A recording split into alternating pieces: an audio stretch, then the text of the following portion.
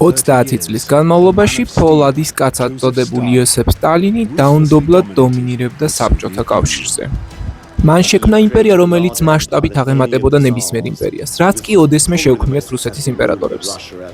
ის ალბათ ყველაზე წარმატებული მმართველი იყო, რაც კი ოდესმე ჰყოლია ბოლშევიკებს, მაგრამ ამავდროულად ის იმსახურებს ყველაზე ბოროტი ადამიანისთვის განკუთვნილ ჯილდოს, რაც კი კაცობრიობას შეუქმნია. ის აღიზარდა რევოლუციონერთა მჭიდრო ჯგუფში და ეს არის ისტორია კაცისა, რომლის შეუდრეკელმა ძალაუფლების წყურვილმა მთელი ქვეყანა გარდაქმნა. სტალინმა რუსეთი ხის გუთნით დამუშავებული მიწის დონეზე ჩაიბარა და ბირთვული იარაღით აღჭურვილი ქვეყნის სტატუსით დატოვა.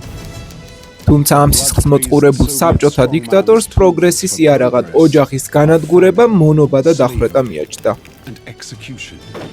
ის ადამიანებს ანგარიშს არ უწევდა. ისინი მისთვის უბრალოდ ვირთხებზე ნაკლები ღირებულების არსებებად მიიჩნეოდნენ. და მიუხედავად ამისა, დღემდე არსებობენ მისი თანამემამულეები, რომლებიც მას განადიდებენ, როგორც ადამიანს, ვინც რუსეთის ზე სახელმწიფოდ აქცია.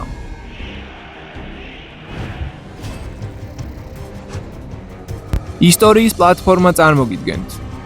მე-20 საუკუნეში მოღვაწე დიქტატორთა ისტორიებს სერიალში ბოროტების აღმავლობა.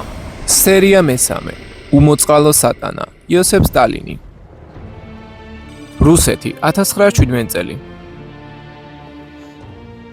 300 წლის განმავლობაში ავტოკრატული რომანოვების დინასტია მართავდა რუსეთის იმპერიას რკინის ხელით.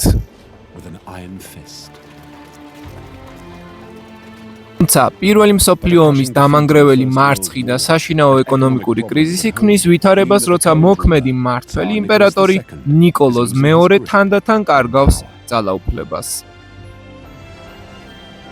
ქვეყანა მზადაა რევოლუციისთვის, როდესაც 1917 წლის ოქტომბერში კომუნისტური ბოლშევიკების პარტია შტურმით იღებს ზამთრის სასახლეს და ქვეყნის მართვის სადავეებს ხელში იღებს. რევოლუციონერი ლიდერის ვლადიმერ ლენინის ხელმძღვანელობით ახალი მარქსისტული მთავრობა იბრძვის სამოქალაქო ომში, რათა ხელისუფლება შეინარჩუნოს. სამოქალაქო ომი იყო დრო, როდესაც ბოლშევიკური რევოლუცია გადარჩენისთვის იბრძოდა. ის გარშემორტყმული იყო მტრებით, თითოეული მხრიდან. ერთადერთი გზა, რაც მის გადარჩენას უზრუნველყოფდა, იყო უკიდურესობა, ტერორი და სისასტიკე. მათ შორის, ვინც ლენინის რეჟიმში მაღალ თანამდებობას ცდილობდა რომ დაეკავებინა, იყო მომავალი საბჭოთა დიქტატორი იოსებ სტალინი.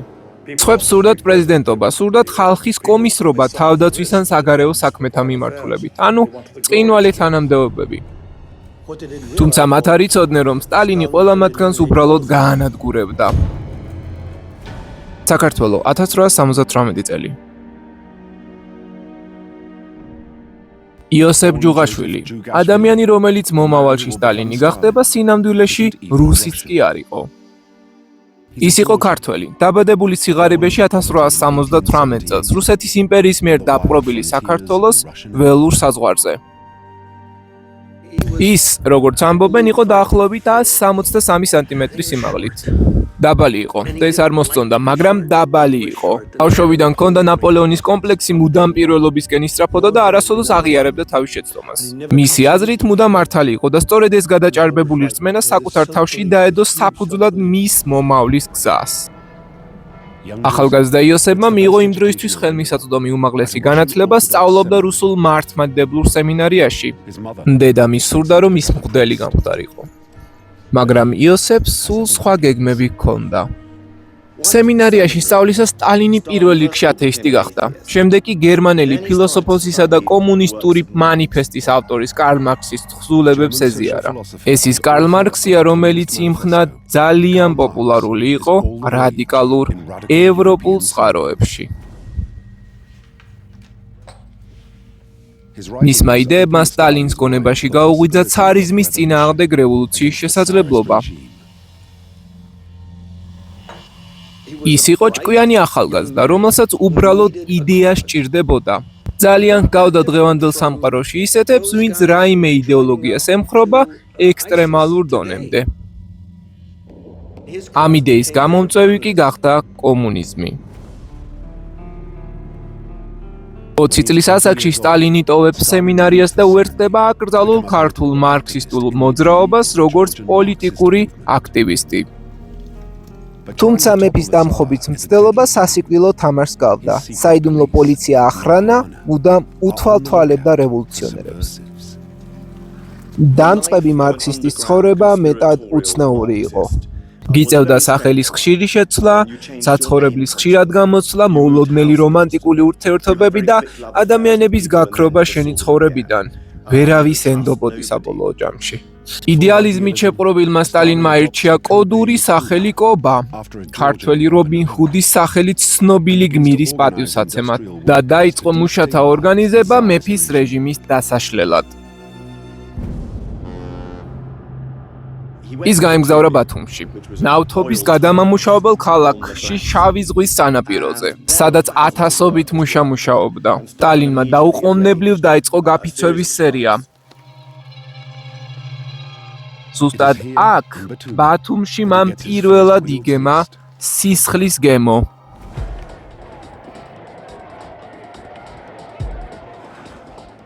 1902 წელს სტალინის მიერ ორგანიზებული გაფიცულები ეჯახებიან ხელისუფლებას და პოლიცია ცეცხლს უხსნის მათ.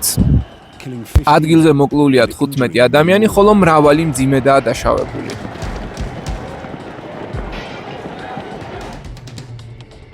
სტალინი შემთხვევას უვნებლად გადაურჩა, თუმცა დაჭრილებს უშუალო დახმარება მაინც გაუწია. დაღუპულთა რიცხვი იმისთვის არავითარ მორალურ საფრთხეს არ ქმნის. პირიქით, ეს ტრაგედია მის მეხსიერებაში ერთგვარ გაკვეთილად რჩება. გაკვეთილად, რომელსაც იგი არასოდეს დაივიწყებს. გაფიცვა მისთვის ერთგვარი გამოცხადებაა. იგი ძალადობაში ხედავს გზას რუსეთის შეცვლისთვის. ამ გზით უნდა განვითარდეს რევოლუციური მოძრაობა. ფიზიკური ძალადობა არცებითია. სტალინის ქმედებები შეუმჩნეველი არ რჩება. იგი იქცევს ბოლშევიკური მოძრაობის უდიდესი ლიდერის, ვლადიმირ ლენინის ყურადღებას. სტალინი მას რევოლუციის მთის არწივს უწოდებს. ლენინი ფაქტობრივად სტალინის მასწავლებელია ტერორის პრაქტიკაში. სტალინი წარმოუდგება როგორც ერთგული კადრი, ადამიანი, რომელიც ბოლომდე უძღვნის თავის თავს საქმეს. ისე, როგორც ლენინი თვითონ განსაზღვრავს მას და ადამიანი, რომელიც მზად არის შეასრულოს ყველა ბინძური სამუშაო. ლენინი მას აბარებს მნიშვნელოვან მისიას. ფული უნდა მოიპოვოს რევოლუციისთვის. სტალინი მიემგზავრება აყვავებულ პორტქალაქ ბაქოში, რომელიც სავსეა ახალი მილიარდებითა და ნავთობის გასრებით. მაშინ, როდესაც ცარიზმის ძალაუფლების ცენტრი ძალიან შორს არის. სტალინი ფაქტობრივად ქუჩის ბოსად იქცევა და იწყებს კაპიტალისტების ძარცვას.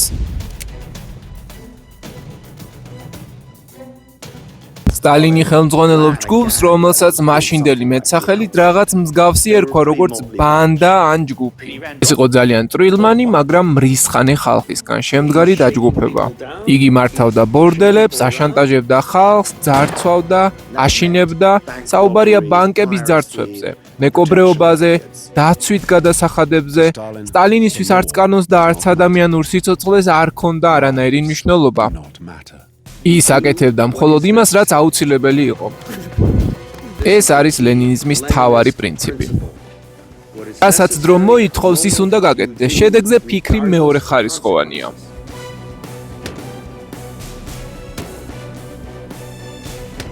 ერთადერთი რაც მნიშვნელოვანია, ესაა რევოლუცია. 1906 წლის ივლისი. ამ დროისთვის სტალინი ცარისტული საიდუმლო პოლიციის ახრანის ყველაზე ძებნადი პირების სიაშია მოხვედრილი, მაგრამ ჯერ კიდევ არ არის ის მკვლელი ფსიქოპატი, რადგან მოგვიანებით იქცევა. იმიტომ რომ მას შეუყვარდება ეკატერინე სვანიძე, თანამებრძოლი კომუნისტის და მალულად ცოლად შეერთავს. ის იყო ის, რასაც ქართველები ბაბას უწოდებენ, ქალი, რომელიც სახლში ზრუნავს თბილგარემოსა და ყოფითი სიმშვიდის შემატებელია.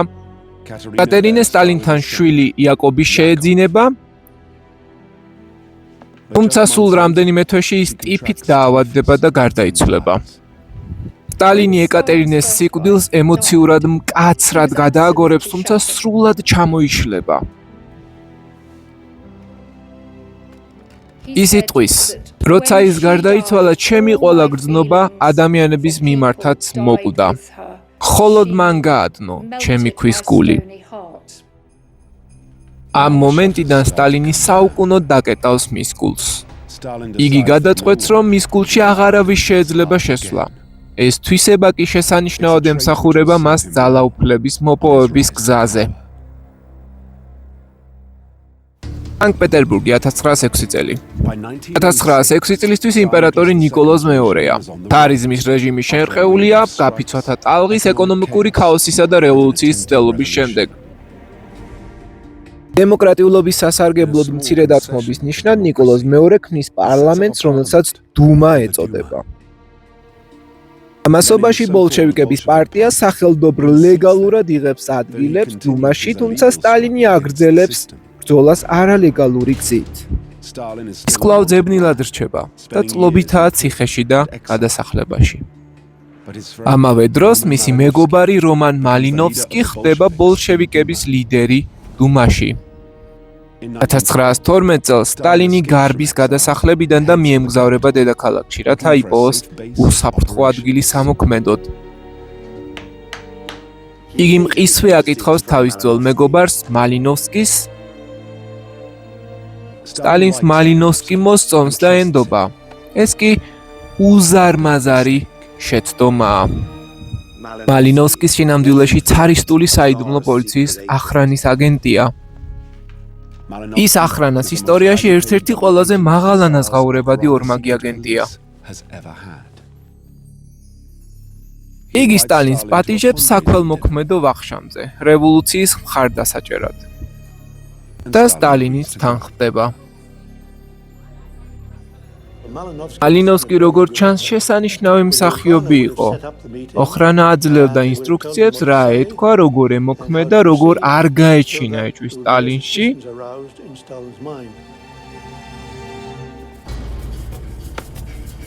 ვახშამი მახეა. სტალინს ღალატობენ პარტიის წევრები, ბოლშევიკები, ამხანაგები და მას კვლავ ასახლებენ. მაგრამ ამჯერად მასთან მიაქვს ნაღალატევი რწმენა, რომ ენდო იმ ადამიანებს, ვინც ნდობას არ იმსახურებდა. ეს ღალატი სტალინზე უზარმაზარ გავლენას ახდენს. მას ეჭვი უჩნდება, რომ ახლობლებიც კი, ისინიც კი, ვინც იდეალებისადმი ერთგულად გამოიყურებიან, შეიძლება გამცემნი აღმოჩნდნენ. მალინოვსკის ამბავი ფაქტობრივად ხსნის, თუ რატომ აღარ ენდობოდა სტალინის შემდეგში არავის. როდესაც დუმაში ბოლშევიკების ლიდერიც კი შეიძლება ყოფილიყო აგენტი და გამცემელი, ვეღარავის ენდობი. ეს ძალიან ცუდი გრძნობაა სტალინისთვის. სიბრაზით დამუხტული სტალინი იგზავნება გადასახლებაში, ციმბირში, არქტიკის წრის კიდეებთან. ამჯერად მას მისი ბოლშევიკი ამხანაგები გვერდში აღარ უდგანან, აღარ ცდილობენ გაქცევაში მის დახმარებას. სტალინის გონებაში მუდამ ტრიალებდა მრისხანება იმაზე, თუ როგორ მოექცა პარტია. იგი გარიყეს, უარყვეს და დაამცირეს. მან იგრძნო, რომ მას მნიშვნელობა არ მიანიჭეს და საბოლოოდ მიატოვეს. ამიტომაც გონებაში უტრიალებდა კითხვა, როგორ ვიძიო შური ამ ადამიანებზე.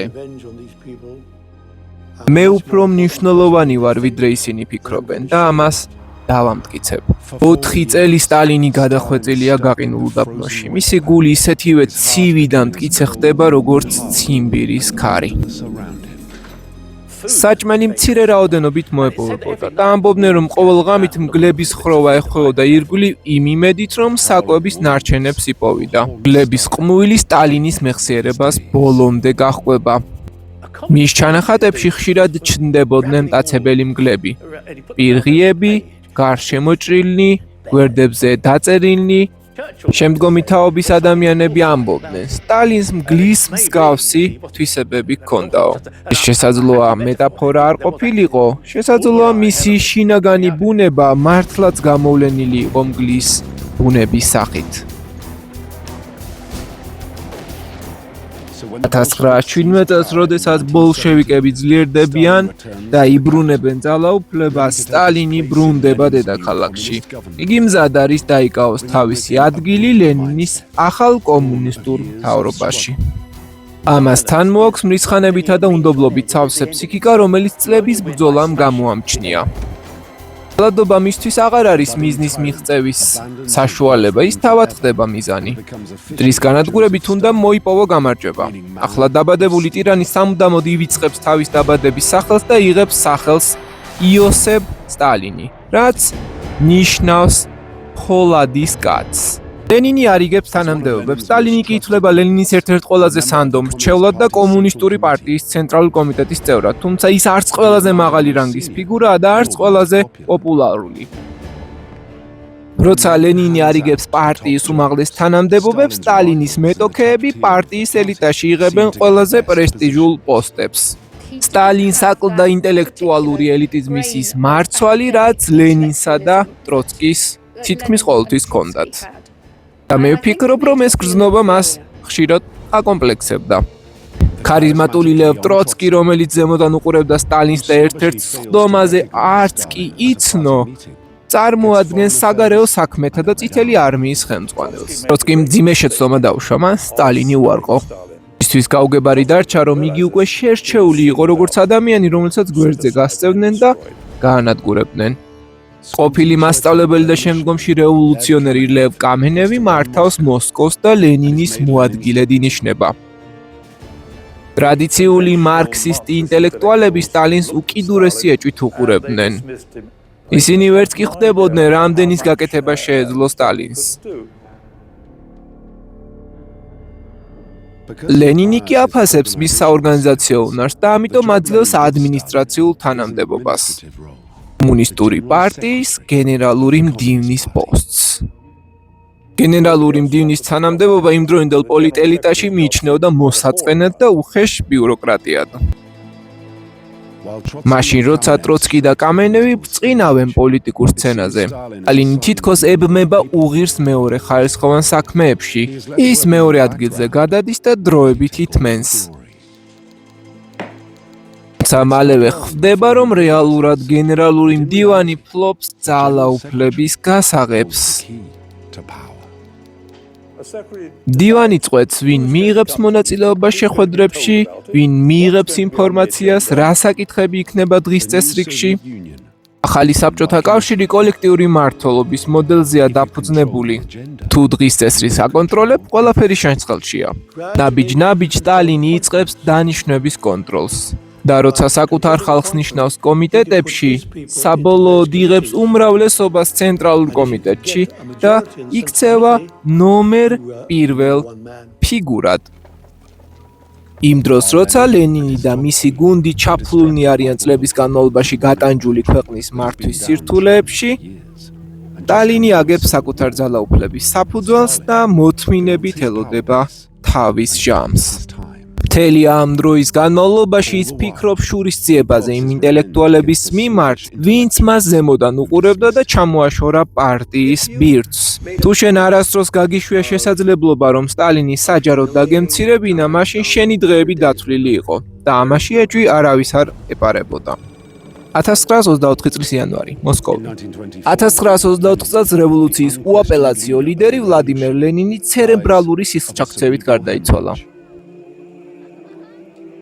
სტალინი იმ პარტიის ლიდერთა შორისაა, რომლებიც ლენინის კუბოს უკანასკნელ გზაზე მიაცილებენ. მაგრამ ერთი მნიშვნელოვანი ფიგურა არ ჩანს. ლევ ტროცკი.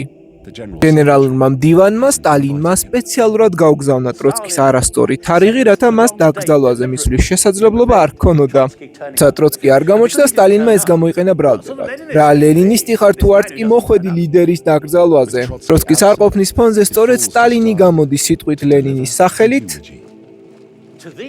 ყველაფერი რაც გვაქვს დიდ ლენინს უნდა ვუმადლოდეთ, ჩვენ ვუძღვნით საკუთარ თავს მის დიდ საქმეს, დიდ ლენინს. ეს კი იყო ირიბი გზავნილი, რომ მე ვარ შენი მემკვიდრე. სტალინის გეგმა მუშაობს. თუმცა ფორმალურად მხოლოდ პარტიის გენერალური მდივანია. მაგალითად, ბევრი მისი მომხრეა პარტიის საკვანძო თანამდებობაზე, რომ ლენინის მემკვიდრედ იქცეს. ახლა კი მას შეუძლია მიუბრუნდეს თავის მეტოქეებს და ყველა დასაჯოს. პირველი ლევ ტროცკია. ტროცკის განდევნა იყო გეგმის ნაწილი, მაგრამ სტალინისთვის ეს პროცესი ჭიანურდება, თითქოს სუფთა სიამოვნებაა საჭირო. სტალინი მიანიშნებს, რომ ტროცკის ადგილი დედაქალაქში აღარ არის. ტროცკი ძალით აყავთ მატარებელში, წინააღმდეგობით, ყვირილით და ბრძოლით.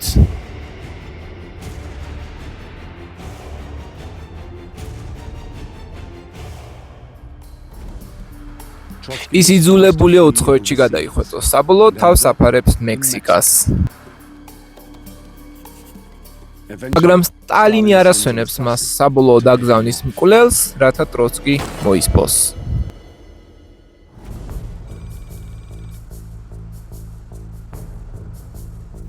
სტალინის 50 წლის იუბილეისთვის ლენინის გარდაცვალებიდან 5 წლის შემდეგ ის უკვე მტკიცედ იკავებს ძალაუფლებას. მიუხედავად იმისა, რომ ოფიციალურად კვლავ მხოლოდ გენერალური მდივნის ტიტულს ატარებს, ფაქტობრივად ის საბჭოთა კავშირის უმაღლესი მმართველია.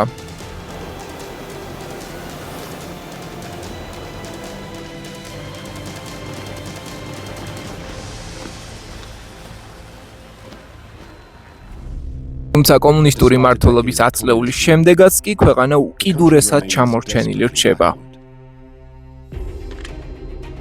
სტალინი გადაწყვეტს, რომ ქვეყანას ესაჭიროება მკაცრი მარქსისტული თერაპია. მისი ვერსიით, პირველი სფერო, რომელსაც უნდა ჩაუტარდეს რეფორმა, სოფლის მეურნეობაა. სტალინი დარწმუნებულია, რომ რუსი გლეხი უქნარაა და მისი ჩანაცვლება შეუძლია ტრაქტორებით. წარმოდგენა ხდება მისი პირველი მართლაც მკვლელობის შემცველი პოლიტიკის საფუძველი. 1929 წლის დეკემბერში ის წარჩინებული გლეხების კულაკების წინააღმდეგ ამხედრებს ღარიბ გლეხობას და ისეთი სოციალური კლასები, როგორებიც იყვნენ კულაკები, გამოცხადებულნი იქნენ ხალხის მტრებად. სტალინის ბრძანებით ისინი უნდა გაენადგურებინათ როგორც კლასი. ეს იყო სახელმწიფოს მიერ გაცემული პირველი ლეგალური ბრძანება საკუთარი მოქალაქეების მასობრივი განადგურებისთვის. მათ ადამიანებად აღარ აღიქვამდნენ, ისინი უკვე მავნებლები, პარაზიტები იყვნენ, რომლებიც უნდა გაექროთ.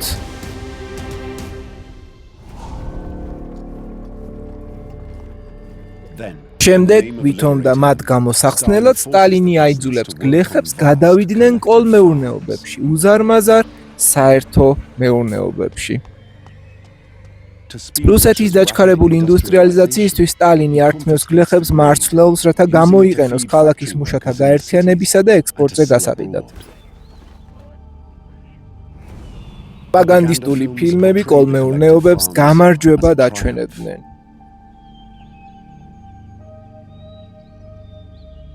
მაგრამ სინამდვილე სრულიად საპირისპირო იყო. კვების წარმოება ჩერდება და შიმშილობა ეფინება მთელ საბჭოთა კავშირს.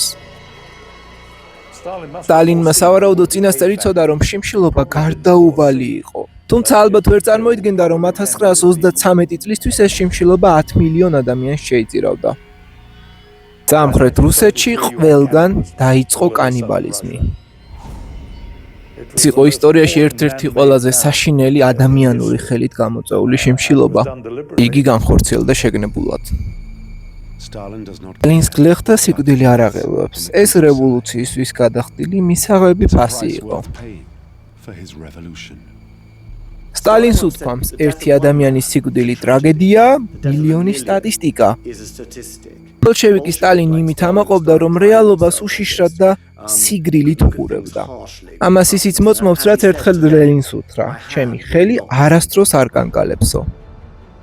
ქალაქებში შიმშილობის ამბები მკაცრად იკრძალება, მაგრამ სიმართლე მაინც თანდათან იწყებს გაჟონვას. ერთ საღამოს კრემლში სტალინი ვახშმად შეკრებილებთან ერთად იმყოფება, მათ შორისაა მისი მეორე ცოლი ნადია.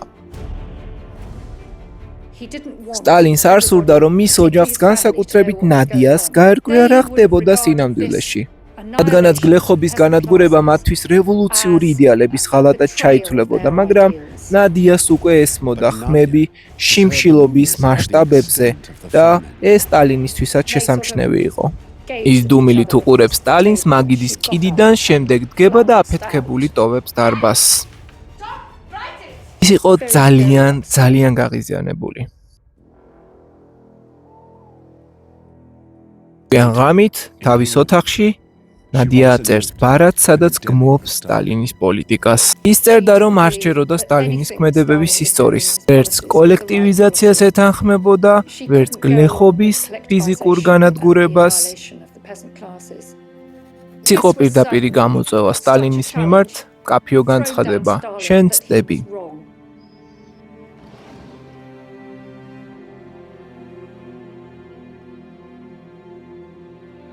იმ ღამით ნადია ირჩევს ერთადერთ გამოსავალს. თვითმკვლელობას. სტალინისთვის კი ეს ტრაგედია არ იყო. ეს იყო ღალატი. არავის ჰქონდა უფლება ეთქვა, რომ ის ცდებოდა. ნადიამ კი ეს ამბოხი თავისი სიცოცხლის მოსპობით გამოხატა. სტალინი გაგიჟებული იყო და მას შემდეგ უთქვამს, რომ ის წავიდა როგორც მტერი. ნადიამ თავი მოიკლა როგორც მტერმა. ჩემთვის არავინ არ იყო. ის იყო ჩემი მტერი. ნადიას სიკვდილს საჯაროდ აპენდიციტის შედეგად გარდაცვალება დაცხადებენ. ქალი, რომელსაც სტალინის პიროვნულობაზე გარკვეული გავლენა ჰქონდა, აღარ არსებობს. წყება დიდი ტერორის დღეები.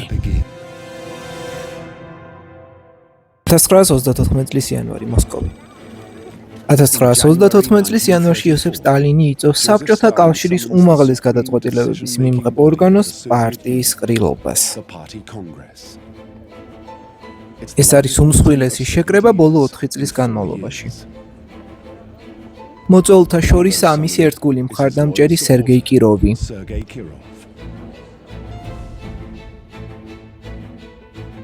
კიროვი ფიქრობს, რომ სტალინისთვის ყველაზე ახლობელი მეგობარია. გენერალური მდივანი მას ანდობს პრესტიჟულ თანამდებობას, ლენინგრადის პარტიის ხელმძღვანელობას. მაგრამ პარანოიდი სტალინი დარწმუნებულია, რომ კიროვი პარტიის დელეგატებს შორის მეტისმეტად პოპულარული ხდება. ის იმდენად პოპულარულია, რომ შესაძლოა ერთხელ მის მოწინააღმდეგედ გადაიქცეს, ან მალინოვსკის მსგავსად რევოლუციას უღალატოს. სტალინი თავისით არაფერს არ აკეთებს, მაგრამ ძალიან ეშინია მეგობრობისაც და ერთგულებისაც. თუ კი ეს ძალაუფლებას უქმნის საფრთხეს განსაკუთრებით მაშინ. მეგობრობა და ერთგულება სტალინისთვის აღარაფერს წარმოადგენს, რადგან მან წარსულში უკვე დიდი გამოცდილება მიიღო. თუ კიროვი საფრთხეა, ის უნდა მოიშორო. ეს არის რევოლუციური ლოგიკა.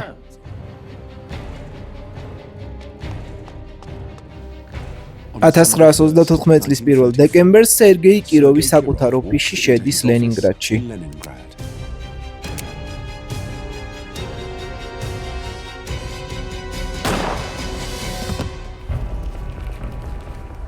მისი სიკვდილი საზოგადოების აღშფოთებასა და დაბნეულობას იწვევს. ამ დროისთვის ვერავინ ხვდება, რომ კიროვის მკვლელობა სტალინის დიდი გეგმის ნაწილია. ეს მკვლელობა სტალინის აბსოლუტურ მმართველად გამოცხადების დასაწყისია და იგი სრულ ძალაუფლებას იღებს ხელში. პარტიის ლიდერი კიროვის მკვლელობას იყენებს ძველი მეტოქეების მოსაშორებლად. საუკეთესო გზა ამისთვის კი გაწმენდაა. და საუკეთესო გზა ამის გასამართლებლად ხალხის დარწმუნებაა, რომ კიროვის მკვლელობაში ბრალი მის მტრებს მიუძღვით და არა თვითონ სტალინს. სტალინი ამ დიდ რეპრესიებს იწყებს ლენინის ძველი მოადგილის ლევ კამენევისა და მისი მხარდამჭერების დაპატიმრებით. ის მათ ბრალს დებს ღალატში და კიროვის მკვლელობის დაგეგმვაში. პრობლემაა, რომ კამენევი არის პარტიის წევრი, უნაკლო რევოლუციური წარსულით. ლენინის თავდაპირველი გუნდის წევრი. სტალინს სჭირდება, რომ საზოგადოებას დააჯეროს ბრალდებები, რომ მართალია. თუნდაც მაშინ, როცა ეს ადამიანები სინამდვილეში ყოველთვის რევოლუციის და მარქსიზმის წინააღმდეგ მუშაობდნენ. ამ აბსურდული ბრალდებების დასაჯერებლად სტალინს აღიარებები სჭირდება. კამენევი და სხვა წამყვანი ლიდერები კრემლში მიხავთ, სადაც სტალინი მათ წინადადებას თავაზობს, რომელზეც უარის თქმა შეუძლებელია. თუ დათანხმდებით თქვენს ბედს დაიტყვით იმას, რაც პარტიას სჭირდება, გარანტიას გაძლევთ, რომ თქვენი ოჯახი არ დაზარალდება. ოჯახის სიყვარულით თაგონებულები, ისინი ნებდებიან. მათ სხვა გზა აღარც დარჩენიათ. მიღებული აღიარებებით სტალინი კამენევსა და 15 მაღალჩინოსანს საჯარო სასამართლოს უწყობს. ამ სასამართლოზე უცხოელ ჟურნალისტებსაც კი მოიწვევს. ისინი ესწრებიან ამ შოუ პროცესებს და ველვარებით აღიქვამენ ყველაფერს. ბრალდებულები თავს დამნაშავედ ცნობენ. პროცესები სამართლიანად მიიჩნევა. სტალინის გეგმა იდეალურად მუშაობს, კამენევი და სხვა შეთქმულები საბოლოო ჯამში დახვრეტილები არიან.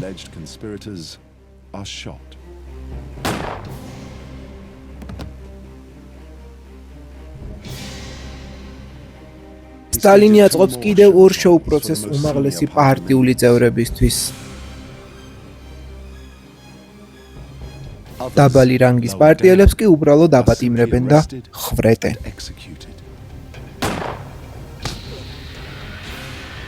მყრილობაზე პარტიის 1000-ზე მეტი ლიდერი იყო თავმოყრილი. ცენტრალური კომიტეტის 45 წევრიდან 2 წელიწადში მხოლოდ 11 ადამიანი რჩება ცოცხალი. დიდი წმენდა ანადგურებს ყველას, ვინც კი შეიძლება სტალინს საფრთხედ მოევლინოს. მათ შორისაა არმიის უმაღლესი შტაბის ნახევარზე მეტი. ლენინის სიკვდილის შემდეგ ფაქტობრივად ტყეში დარჩენილი თითოეული ეგრეთ წოდებული ხე იჭრება სტალინის მიერ. ცოცხალი აღარავინ რჩება, ვინც შეძლებდა შეწინააღმდეგებოდა სტალინის ახალ ისტორიულ თხრობებს. თუმცა სტალინს ესეც არ ყოფნის. ჯერ კიდევ არიან მოწმეები, ვინც სტალინის წარსული მარცხების შესახებ იცის. საბჭოთა ხალხი, მილიონობით ადამიანი, ცოცხალია და შესაძლოა მათ ძალიან მალე გაიგონ სიმართლე. შესაბამისად, მათ უნდა დავავიწყოთ ეს ყველაფერი. დიდი წმენდის შემდეგ იწყება დიდი ტერორი. სტალინის შიშის მომგვრელ საიდუმლო პოლიციას, NKVD-ს, KGB-ს წინამორბედს ბრძანება ეძლევა ქვეყნის გაწმენდისთვის ეგრეთ წოდებული მტრებისგან. არსებობდა დასაპატიმრებელთა ლიმიტები. ქალაქებისა და პროვინციების მიხედვით რაოდენობრივი კვოტებით. ვინ იყვნენ ისინი? არ ქონდა ამას არსებითი მნიშვნელობა. მნიშვნელოვანი მხოლოდ მოკლულთა რიცხვი იყო. ასე მუშაობდა ბოლშევიკური სისტემა. 5000, 10000 ადამიანი მათგან დაახლოებით მეოთხედს მაშინვე ხვრეთდნენ. სტალინი პირადად აწერდა ხელს მათ სიკვდილის განაჩენებზე, ვინც პარტიული იერარქიაში მაღალი რანგის იყო. არსებობს 44000 ადამიანის სია, რომლებზეც სტალინის ინიციალები და შენიშვნებია დატოვებული. სტილი, ნაგავი, მეძავი, ეს იმსახურებს სიკვდილს. ეს აუცილებლად უნდა დავხვიდოთ. ეს მოსაშორებელია. სტალინი ამას უდიდესი სიამოვნებით აკეთებდა.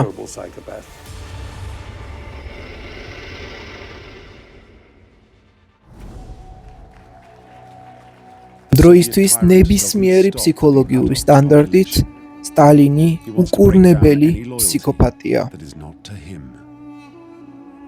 მაგრამ სტალინი მხოლოდ უფროსებით არ კმაყოფილდება. ის ანგრევს ყველაზე ღირებულ სოციალურ ერთეულს, ოჯახს. ბავშვები თვითონ უნდა დაემორჩილონ პირველ რიგში სტალინს და მხოლოდ შემდეგ მშობლებს.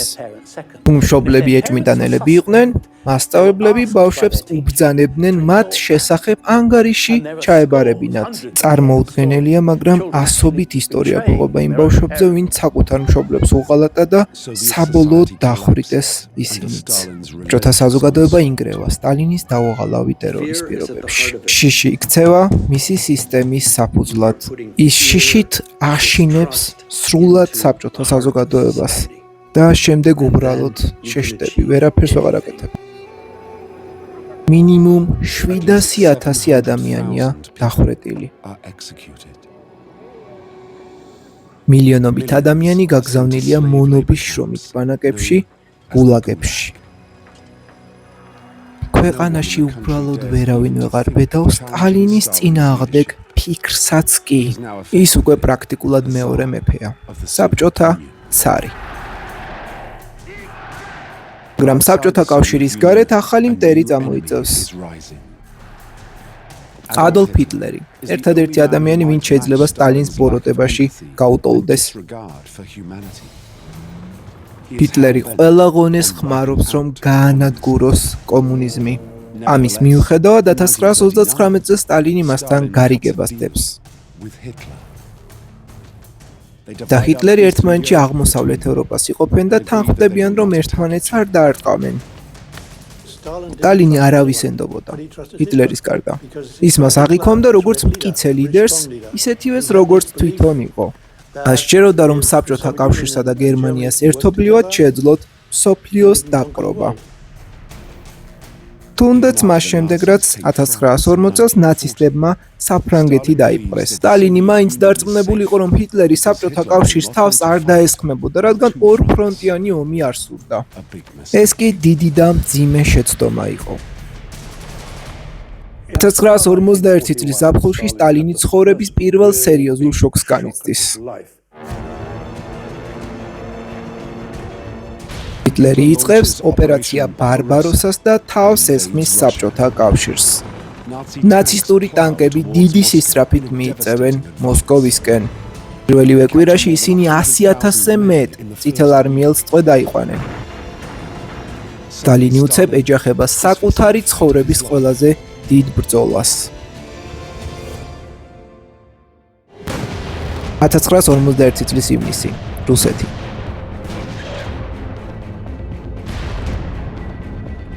ჰიტლერის პანცერის არმია ჭრის რუსეთს, ისე როგორც დანა კარაკს. უპენაესი მმართველი იოსებ სტალინი სრულიად შეძრულია. ის თავშესაფარს ეძებს თავის გარეუბნის აგარაკზე, დაჩაში. ამბობენ, რომ იჯდა სავარძელში და კედელს მისჩერებოდა აგარაკზე, მოსკოვის გარეუბანში. როდესაც შეტევის შესახებ ცნობები მოდიოდა, სტალინი არაფერს ამბობდა. 3 კვირის განმავლობაში იგი ფაქტობრივად პარალიზებული იყო. ხოლო როდესაც უკვე გერმანული ტანკები მოსკოვს უახლოვდებიან, სტალინის მოადგილეები ბოლოს გაბედავენ და მიდიან მის სანახავად. ის იყო სრულად შერყეული და უთქვამს: ლენინმა აშენა ეს სახელმწიფო და ჩვენ კარგავთ მას. პანიკაში იყო ჩავარდნილი. თუ კიდევ 2-3 დღით გადაიდებოდა სამხედრო რეაგირება, ომი შესაძლოა მართლაც წაგებული ყოფილიყო. დელეგაციამ უთხრა: ამხანაგო სტალინი, თქვენი ლიდერობა გვჭირდება. და სტალინი უბრუნდება მტკიცე პოზიციებს და ისევ ხდება მმართველი.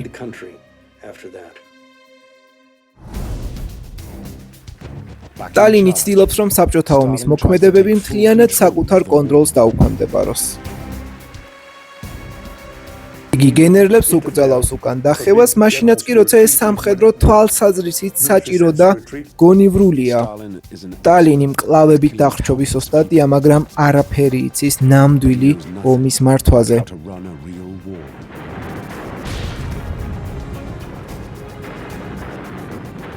იგი კარგავს არმიას არმიის შემდეგ, დივიზიას დივიზიის შემდეგ. 100,000 წითელ არმიელი იღუპება, როდესაც ნაცისტები რუსეთის ვრცელ ტერიტორიებს იპყრობენ. მხოლოდ 2 წლის შემდეგ ისწავლობს, რომ სარდლობას ხელი არ უნდა შეუშალოს და მხოლოდ რესურსების მიწოდებაზე უნდა იზრუნოს. მაგრამ ერთ რამეს მაინც ართმობს: სისასტიკეს. ციპირმშო ვაჟი იაკობი ფრონტზე იბრძვის. 1941 წლის ივლისში ის გერმანელებს ტყვედ ჩაბარდება. გერმანელები მას სასაცილოდ წარმოსადგენენ, ტყვედ მიიჩნევენ და ცდილობენ იაკობში გაცვალონ გერმანელი გენერლები და ფაქტი, რასაც სტალინი აკეთებს, კიდევ ერთხელ ადასტურებს მის უმოწყალობას. სტალინი პასუხობს: გენერლებს ჯარისკაცებში არ ცვლი. ამის გაგონებაზე გერმანელები შთაბეჭდილებით ახსავსენი არიან და იაკობი საბოლოოდ თავს იკლავს დენის სადენიან მავთულზე გადახტომით.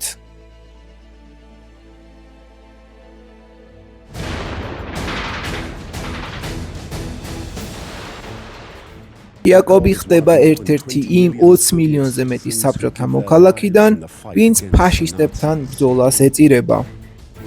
მათი მმართველისთვის ისინი მხოლოდ სტატისტიკაა. სტალინის საწყისი ინტერვენციების მიუხედავად, ომში მთავარი გარდატეხა შეაქვს ზამთარს და წითელი არმიის გმირობას.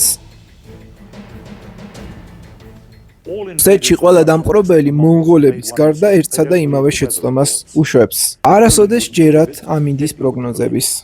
გენერალი იანვარი და გენერალი თებერვალი რუსეთის ყველაზე მძლავრი სარდლები არიან. წითელი არმია იწყებს კონტრშეტევას და ფაშისტებს სისხლის ფასად ათრევს უკან, კილომეტრი კილომეტრზე. ჰიტლერის ძალები ინგრევა. 1945 წლის 2 მაისს საბჭოთა ჯარები ბერლინს იპყრობენ. ომი დასრულებულია, მაგრამ ახალი კონფლიქტი იწყება. 1945 წლის 17 ივლისი, პოცდამი, გერმანია.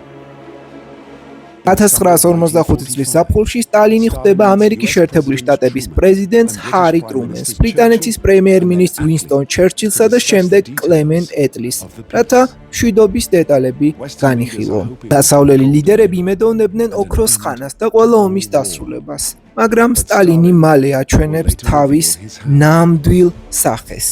საბჭოთა კავშირი აღარასდროს იქნება დაუცველი. რადგან ის შეინარჩუნებს ყველა იმ ტერიტორიას, რაც ომის დროს აიღო. დასავლეთს 5 წლიანი სისხლიანი ომის შემდეგ აღარ ყოფნის ძალა, რომ წინააღმდეგობა გაუწიოს სტალინს. სტალინი თანხმდება დემოკრატიულ არჩევნებზე, მაგრამ როგორც თვითონ ამბობს, მნიშვნელოვანი ის კი არ არის, ვინ აძლევს ხმას, არამედ ის, ვინც ხმებს ითვლის. და ეს კი სტალინის საქმეა.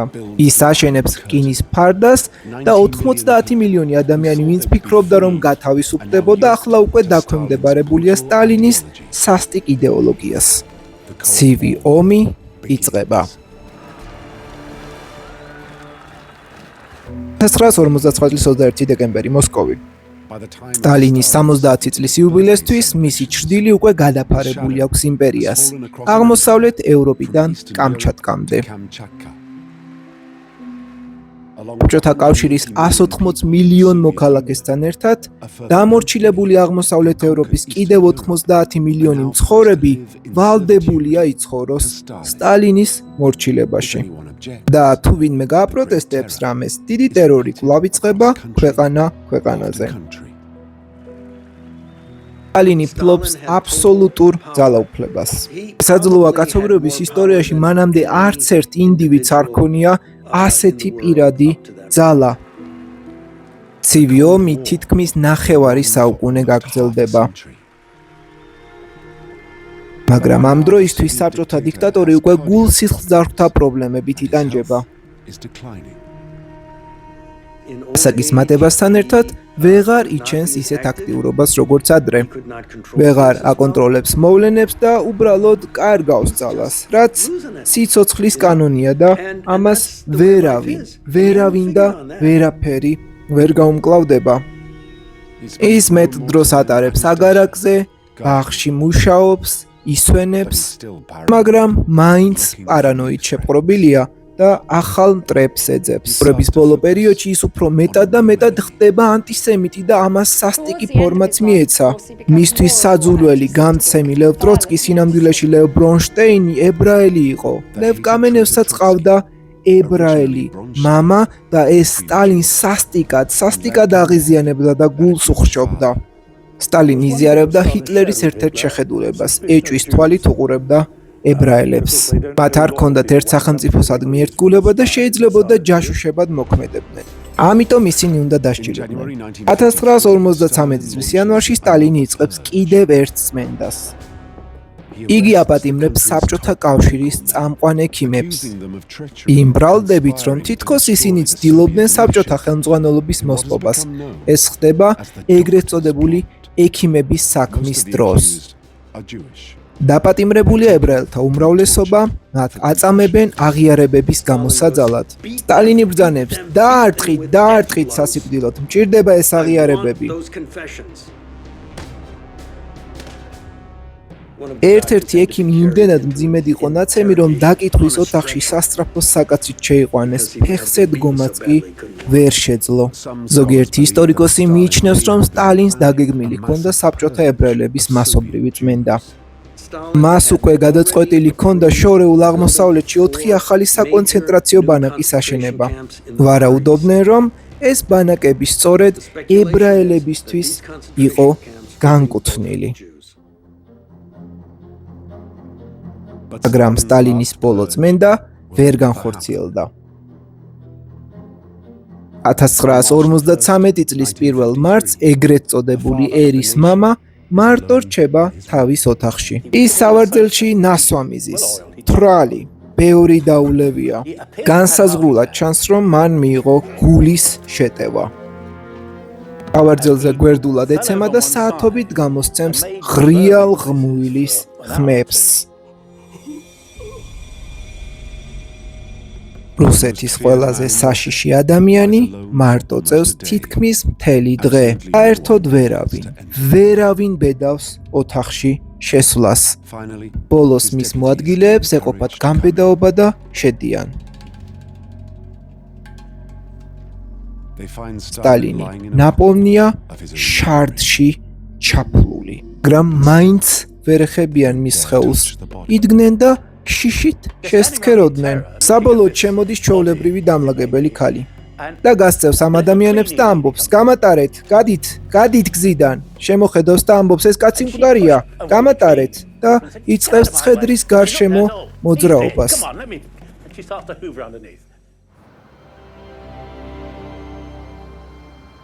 1953 წლის მარტი, მოსკოვი. როდესაც სტალინის სიკვდილის ამბავი გასაჯაროვდა, საბჭოთა კავშირი გლოვის ტალღამ მოიცვა. ბევრს ვერ დაუჯერებია, რომ იოსებ სტალინი, ერის საყვარელი მამა, 30 წლიანი მმართველობის შემდეგ გარდაცვლილი იყო. მოსკოვში მისი ცხედარი 3 დღის განმავლობაში იყო გამოფენილი. მილიონობით ადამიანი ჩადგა რიგში, რათა პატივი მიეგო მისთვის. სტალინის დაკრძალვის დროს საზოგადოებრივი გრძნობა იყო ასეთი: ადამიანი, რომელიც ამ სახელმწიფოს აერთიანებდა, აღარ არის და დაგვტოვა წარუმატებელი და საშიში პირების ხელში, რომლებიც ქვეყანას დაპირისპირებასა და განადგურებამდე მიიყვანენ. 30 მილიონი ადამიანის სიკვდილისა და დაუნდობელი ტირანიის მიუხედავად, იმ დროისთვის სტალინის პროპაგანდამ მოახერხა ის, რომ ხალხის თვალში ის განიხილებოდა როგორც საბჭოთა კეთილდღეობის განსახიერება. მთელი მედია, პრესა და განათლების სისტემა მუშაობდა იმაზე, რომ სტალინი ეღიარებინათ და განედიდებინათ და ყველა სახელმძღვანელო, ყველა სპექტაკლი, ნებისმიერი ნაწარმოები, რაც არ უნდა ყოფილიყო თემა, სავალდებულოდ უნდა მიძღვნილიყო სტალინის სიდიადე. სტალინი საკუთარ თავს წარმოაჩენდა როგორც სახელმწიფოს მზე. სახელმწიფო იყო სტალინი, სტალინი იყო სახელმწიფო. საბჭოთა კავშირი სტალინის გარეშე თითქოს ვერ იარსებებდა. სტალინმა, რომელიც მართლმადიდებლურ ტრადიციაში აღიზარდა, ეს რელიგიური განცდები გადაიტანა სოციალიზმში და იქცა იმ утоპიის ღმერთად, რომელიც თითქოს თავად დააშენა 30 წელზე მეტი ხნის განმავლობაში. სტალინის სახელი იქცა ლოცვის მსგავს სიტყვად, ხალხი მას ღიღინით იმეორებდა. რაც არავის უთქვამს, გარდაცვლის სტალინსაც კი ჰქონდა ძალა დაეზიანებინა ხალხი. მის დაკრძალვაზე ისტორიულ ბრბოში 500 ადამიანი განდევნილ იქნა და დაიღუპა.